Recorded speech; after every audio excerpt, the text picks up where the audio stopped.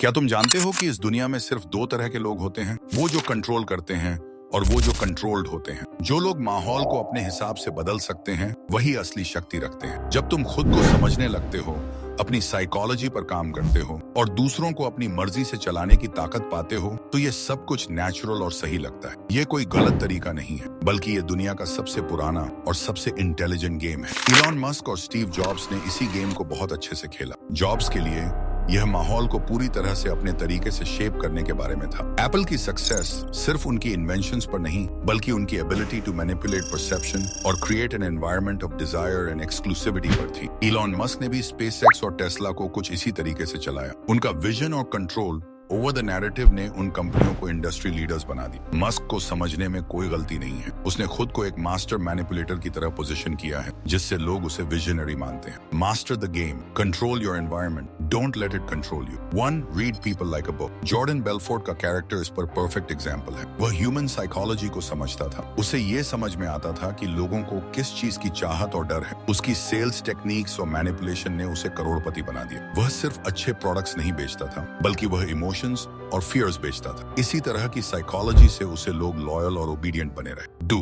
The power of choice, make them think they control everything. तुम्हें कभी भी ये नहीं करना कि सामने वाला समझे कि तुम मैनिपुलेट कर रहे हो। तुम उन्हें इल्यूजन दो कि वो जो डिसीजंस ले रहे हैं वो उनकी खुद की चॉइसेस हैं। Neuro linguistic programming, NLP techniques का इस्तेमाल सेल्स प्रोफेशनल्स और मार्केटर्स करते हैं, ताकि वे अपने कस्टमर्स को इल्यूजन ऑफ चॉइस दें। उन्हें ऐसा लगता है कि वे जो चीज खरीदने जा रहे हैं वह उनका खुद का डिसीजन है, जबकि असल में मार्केटर ने उन्हें उस दिशा में ले जाने के लिए सारे ट्रिगर्स सेट कर दिए होते हैं। 3. फियर और desire, the ultimate drivers. Fear, किसी को सटली उसके डर का एहसास दिलाना। अगर तुम इसे मिस करते हो तो तुम सब कुछ खो सकते हो। डिजायर, जब तुम किसी की चाहत को ट्रिगर करते हो तो वो तुमसे जुड़ने को मजबूर होंगे। द गॉडफादर में वीटो कोलियोने का कैरेक्टर इस बात का परफेक्ट एग्जाम्पल है। उसने अपने दुश्मनों और दोस्तों दोनों को फियर और डिजायर के जरिए अपनी तरफ खींचा। वो जानता था कि फियर से लोग उसे सलाम करेंगे और डिजायर से वो उसका साथ देंगे। यह वही खेल है जिसे हर एक पावर प्लेयर समझता है। 4. कीप देम गेसिंग, मेक योर मूव्स अनप्रेडिक्टेबल। असली पावर तभी आती है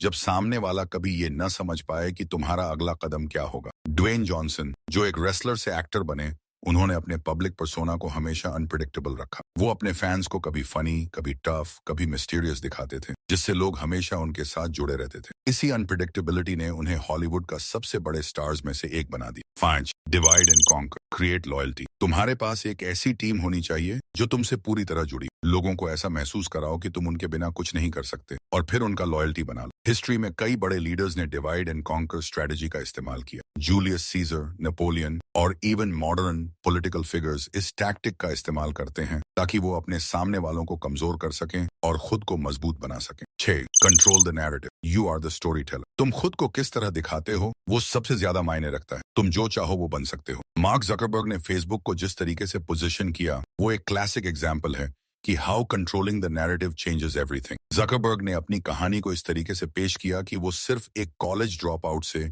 एक रेवोल्यूशनरी एंटरप्रेन्योर बने। यही नैरेटिव कंट्रोल ने उसे दुनिया का सबसे बड़ा टेक एंटरप्रेन्योर बना दिया। Power in control, it's the only way. Power तभी सही होती है जब तुम आत्मविश्वास से इसे इस्तेमाल करते हो। यह कोई गलत तरीका नहीं है, ये सिंपली एक स्ट्रेटेजिक डिसीजन है। जो लोग दूसरों के दिमाग को कंट्रोल कर सकते हैं वो अपनी दुनिया को अपनी मर्जी से शेप कर सकते हैं। तुम चाहे तो इस दुनिया को शिकार के तौर पर देख सकते हो या फिर शिकारी बनकर इसका हिस्सा बन सकते हो। रिमेंबर, इस दुनिया में जो अपने माहौल को कंट्रोल करता है वही असली विनर होता है। तुम्हें बस अपनी पावर को पहचानना है और उसे सही जगह पर इस्तेमाल करना है। इस खेल में तुम्हारी जीत तुम्हारी रणनीति और चालाकी पर निर्भर करती है, और इसमें कुछ भी गलत नहीं है।